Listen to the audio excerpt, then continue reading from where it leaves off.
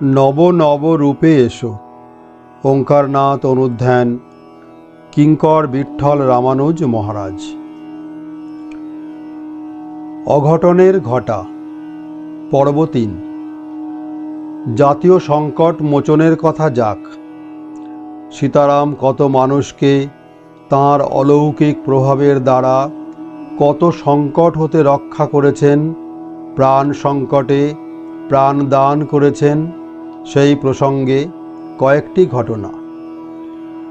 যাদবপুর বিশ্ববিদ্যালয়ের যশস্বিনী অধ্যাপিকা সুলেখিকা ডক্টর নবনীতা দেবসেন তাঁর পিতৃদেবকে, স্বনামধন্য কবি নরেন দেবকে সীতারাম অলৌকিক শক্তি বলে কিভাবে মৃত্যুশয্যা থেকে তুলে এনেছিলেন তার রোমাঞ্চকর বিবরণ দিয়েছিলেন দেশ পত্রিকায়। করুণা তোমার কোন পদ দিয়ে নামাঙ্কিত প্রবন্ধে। আমার বাবার বয়স তখন ৮১। হঠাৎ করোনারি প্লাস সেরিব্রাল থ্রম্বোসিসের স্ট্রোক হলো। বাবার ব্লাড সুগার তখন খুবই উচ্চে, কোমা অবস্থায় অচেতন ছিলেন ১২ দিন। বাঁ দিকটা অবশ হয়ে গেছে, বাঁ হাত কঠিন। বাবার বাঁচার সম্ভাবনা আছে কেউ বলছে না। নাকে অক্সিজেনের নল, হাতে গ্লুকোজ ছাড়াও আরও একটি জলীয় দ্রব্যের ছুঁচ ফোটানো। বাবার জন্যে লোহার তৈরি ফাউলার্স বেড এসেছেন দিনে রাতে ২জন সিনিয়র নার্স, এবং আমি উড়ে এসেছি দিল্লি থেকে। মন সকলের খুব খারাপ। এমন সময় বাবার বন্ধুস্থানীয় সাধক সন্ন্যাসী শ্রী সীতারাম দাস ওঙ্কারনাথ খবর পেলেন যে বাবা মৃত্যুশয্যায়। বাবার বাল্যবন্ধু নিরক্ষরের লেখক চরণদাস ঘোষ সীতারাম দাসের সহপাঠী। সেই সূত্রে বাবার সঙ্গে তাঁর পরিচয়। বাবার অসুখ শুনে তিনি বাবাকে একদিন দেখতে এলেন। ওঙ্কারনাথ ঠাকুর সর্বদা রাম নামে পরিবৃত থাকেন। তাঁকে ঘিরে একদল শিষ্য নাম সংকীর্তন করতে করতে এলেন। আমি মহাপাপী। সংকীর্তন শুনে ছুটে গিয়ে বললুম, ঠাকুর, যদিও আমার বাবা অচৈতন্য হয়ে আছেন, তবু যদি ভেতরে ভেতরে জ্ঞান থাকে, তবে হরিনাম শুনে তো ভয়েই মারা যাবেন। লড়াই করে বাঁচবার আত্মবিশ্বাসটা সেরে ওঠার পক্ষে অত্যন্ত জরুরি বলে শুনেছি। হরিনাম শুনলে হয়তো ভাববেন ওর নির্ঘাত মৃত্যু ঘটেছে, তখন আর ভেতর থেকে মৃত্যুকে বাধা দেবেন না। ওঙ্কারনাথ ঠাকুর সহাস্যে বললেন, নাম গান নিচেই হোক, চল, আমি একা ওপরে যাব। বাবার চোখ বন্ধ, জানালা দরজাও বন্ধ।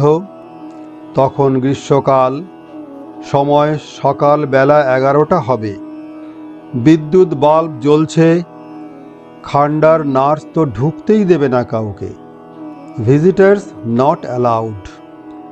আমরা নার্সকে ঘর থেকে চলে যেতে বললাম, সে গেল না, বরং আগে ভাগে বলল, রোগীকে প্রসাদ প্রসাদ কিছু খাওয়ানো চলবে না। সন্ন্যাসীকে দেখেই সে ঘাবড়ে গেছে। ভেবেছে এবার কিছু তুকতাক হবে বোধহয়, চলবে চরণামৃত গেলানো। সীতারাম দাস বাবার পাশে ঝুঁকে দাঁড়ালেন। সস্নেহে তাঁর কপালে হাত বুলিয়ে দিয়ে বেশ জোরে জোরে ডাকলেন, নরেন, নরেন, নরেন। বলি, ব্যাপারটা কি? ১২ দিন ধরে বন্ধ চোখের পাতা থিরথিরিয়ে কাঁপতে লাগল। মা, আমি, আমার মাসিমা এবং নার্স অবাক হয়ে দেখলুম। চোখ মেলে বাবা তাকালেন।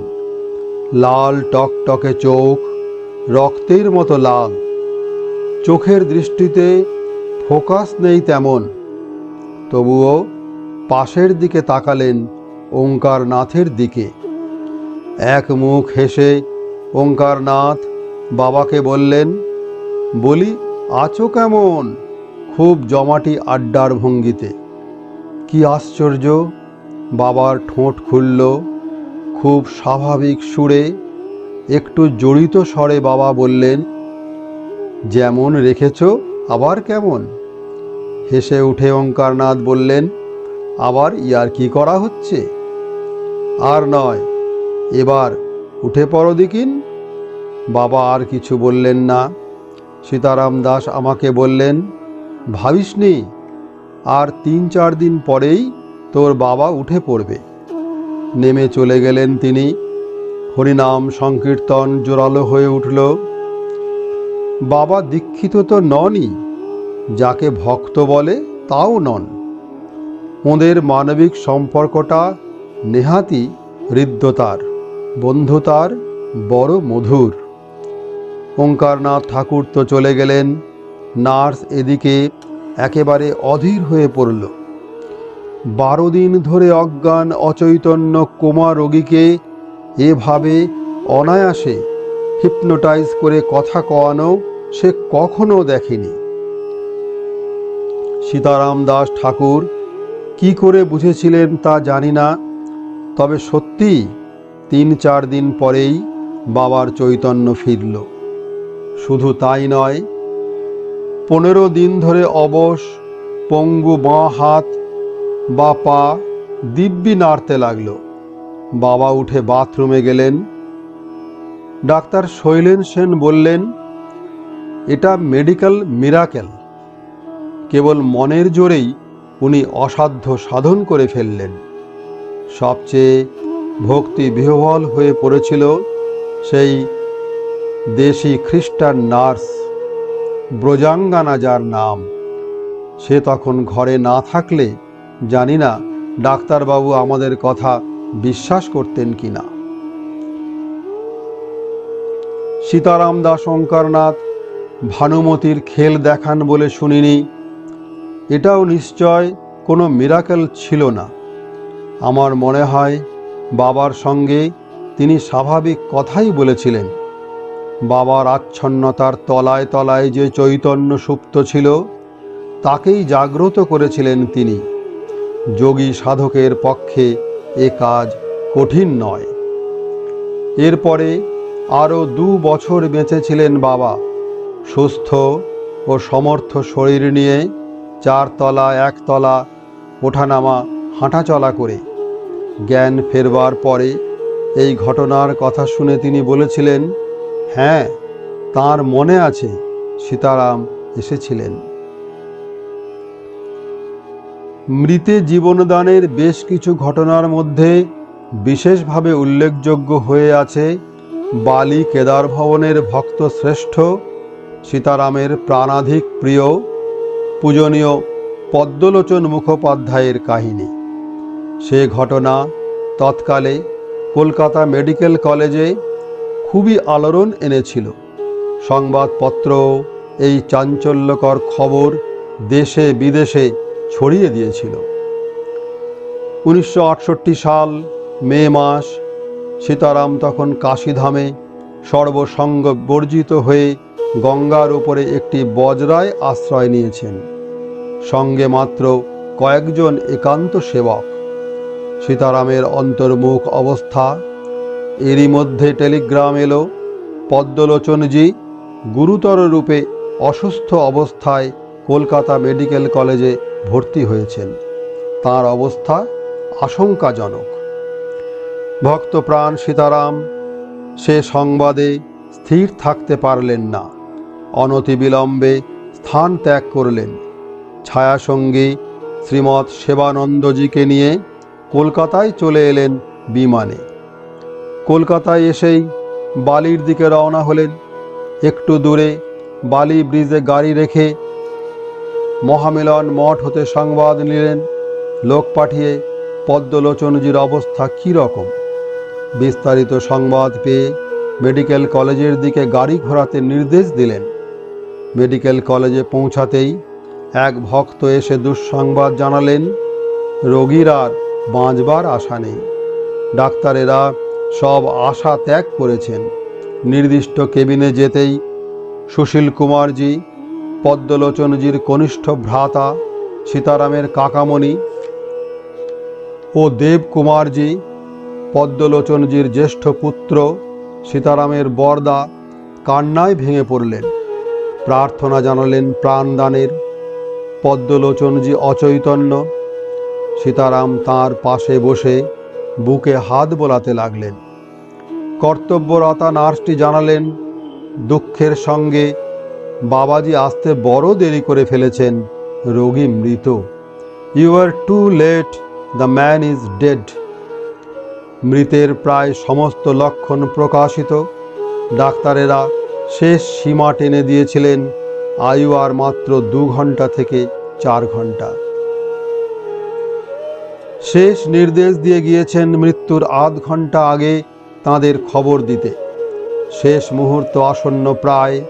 রোগীর বুকে হাত রেখে সীতারাম বললেন, না, সে তো এখানেই রয়েছে, রোগী জীবিত। রোগীর নাভিশ্বাস উঠছে, শ্বাসের সঙ্গে সঙ্গে চক্ষু ও ঊর্ধ্বমুখী। সীতারাম একটি তুলসীপত্র চাইলেন। তুলসীপত্র সরবরাহ করলেন বিশিষ্ট ডাক্তার সেবক কিরণ মুখার্জি। সঙ্গে সীতারামের বিশেষ ভক্ত ডাক্তার গোষ্ঠীর মধ্যে আরও রয়েছেন স্বনামধন্য doctor Nalini Ranjan Sengupta, doctor Umeshchandra Chakraborty, doctor Naren Lahiri প্রভৃতি। সীতারাম তুলসীপত্র হাতে নিয়ে বুকে আবার হাত বোলাতে লাগলেন।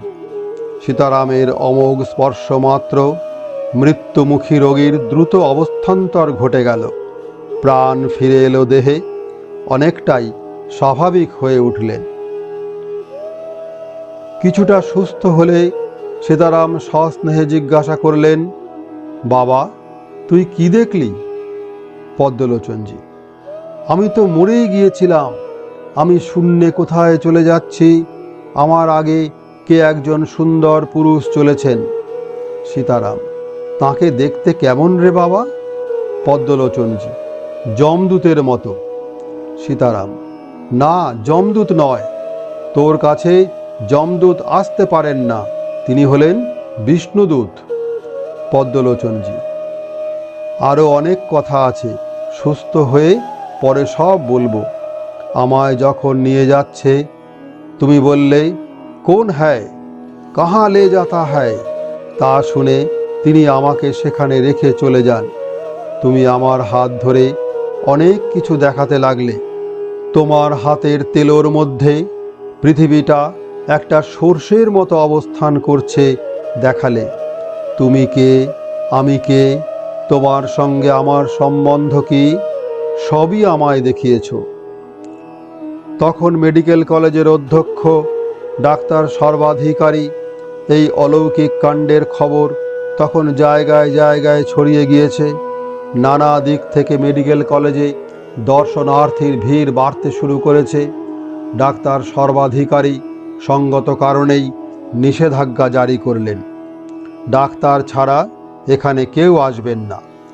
একজন ভক্ত জিজ্ঞেস করলেন, ঠাকুর, সীতারামও যে একজন বড় ডাক্তার।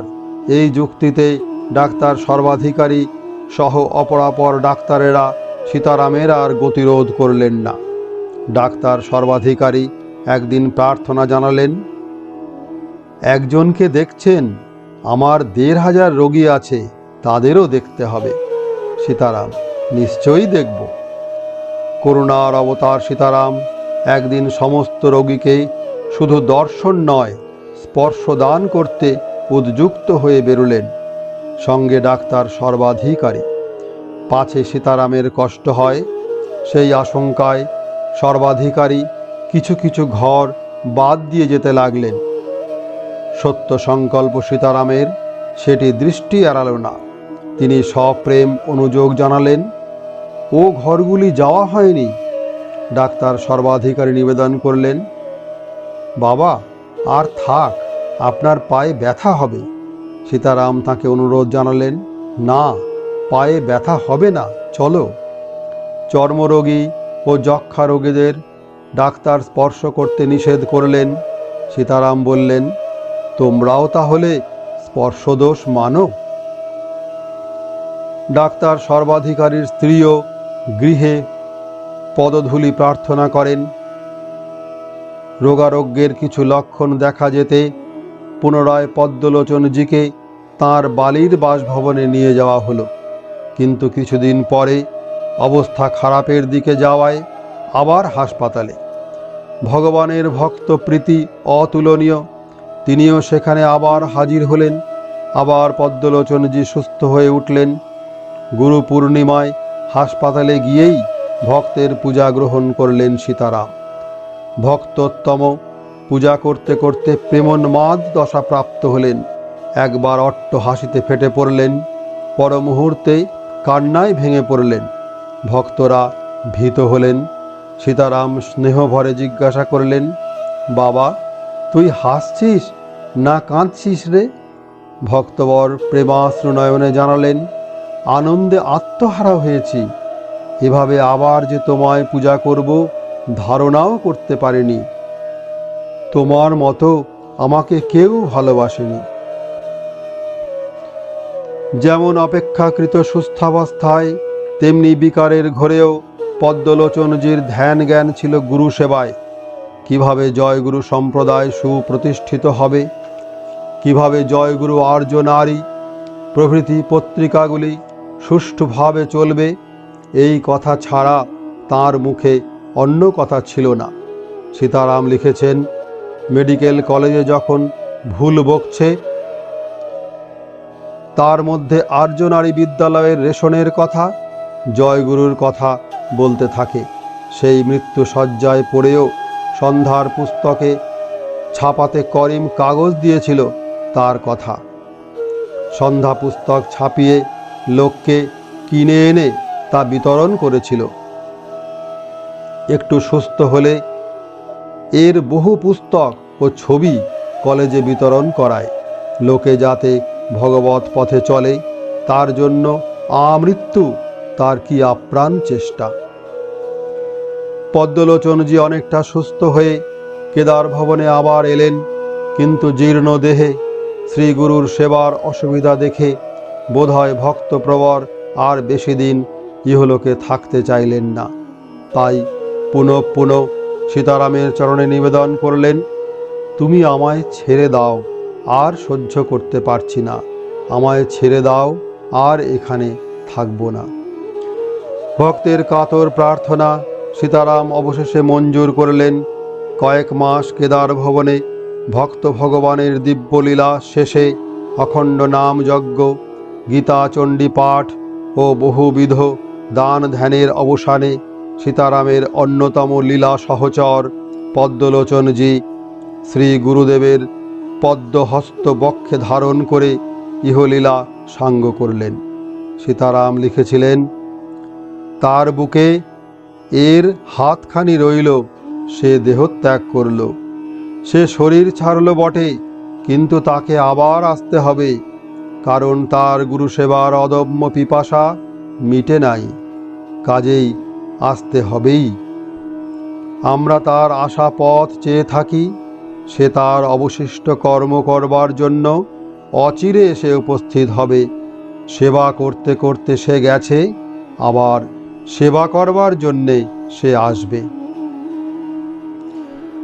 1968 সালের 11ই মে সীতারাম মেডিকেল কলেজে পদ্মলোচনজির শয্যা পার্শ্বে উপস্থিত হন। সেই দিনের ঘটনা ও ব্যক্তিগত অভিজ্ঞতার সুস্পষ্ট বিবরণ দিয়েছেন সেবারতা nurse sister G wood Holland. I am Sister G. Wood Holland, attached to Noronha's Bureau of 25 Ripon Lane, Calcutta 16. I came on a case in cabin 4 MLS Ward, MC Hospital on last Sunday, 11th May, at 7:45 in the morning. The patient was suffering from portal cirrhosis plus hematemesis with melena. The patient was in a dying condition.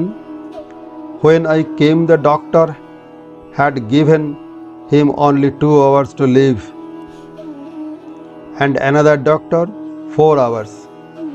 At about 10 o'clock, the patient, after receiving aminophylline injection through the drip IV, walked into a convulsion and then was dead for 10 minutes. I informed the doctor. I called the doctor, but till the doctor was coming, his guru arrived. Gurudev Omkarnath Baba arrived, and I told him, "You are too late, the man is dead." And he showed me his hand, his closed fist, and he said, "No, he is here." And he walked inside the room, and immediately he touched the chest of the patient, and the patient revived. And his breathing, it was very shallow, and that too, it was very rapid at 52 to the minute, and the pulse was 152 also to the minute.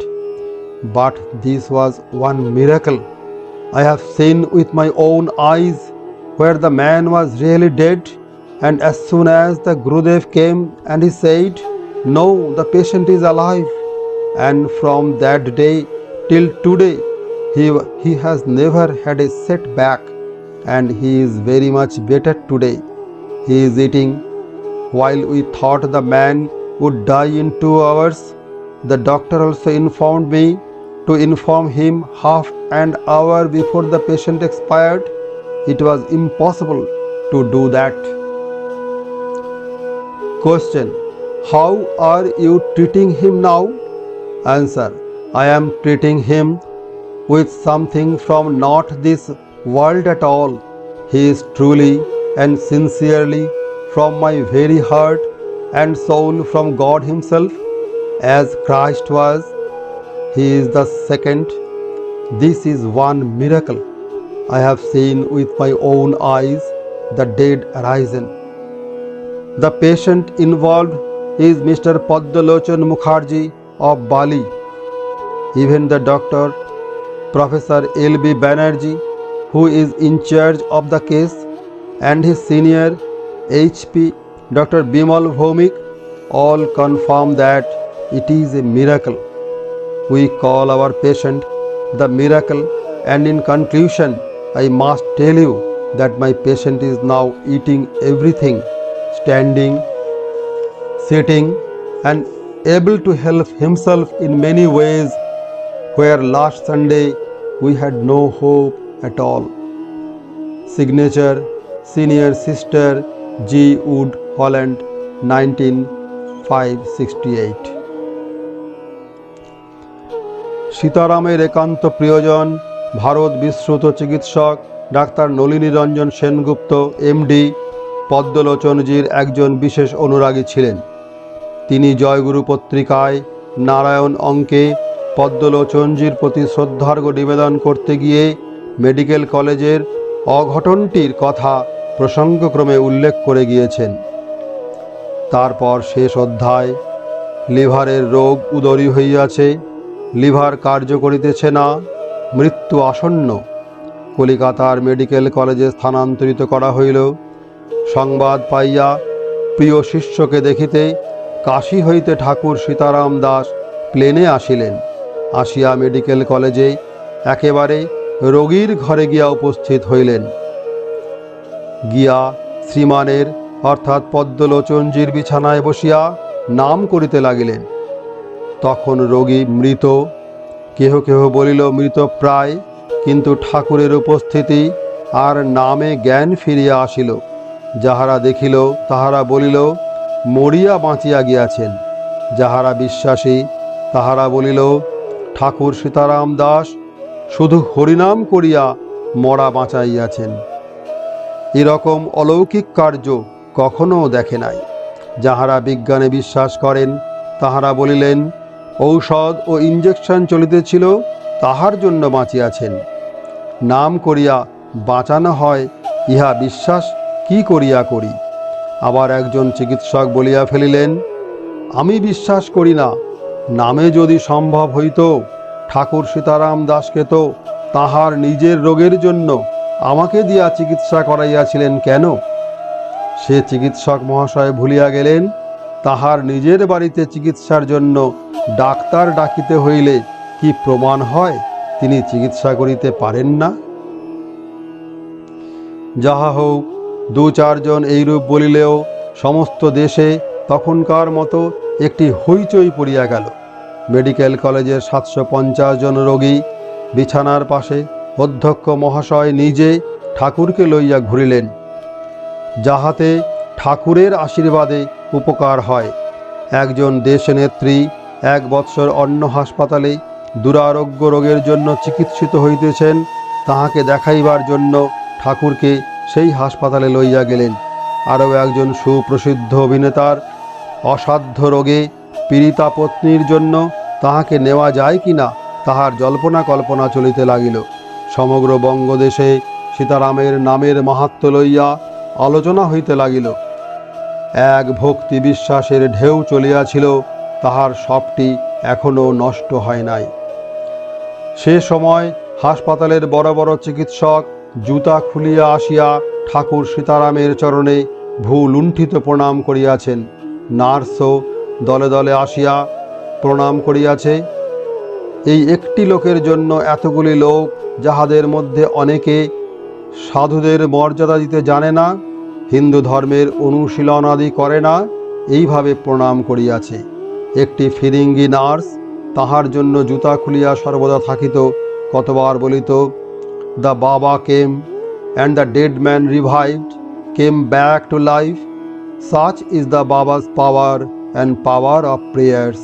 Whenever there is a crisis, they sing Harinam and I pray to Christ.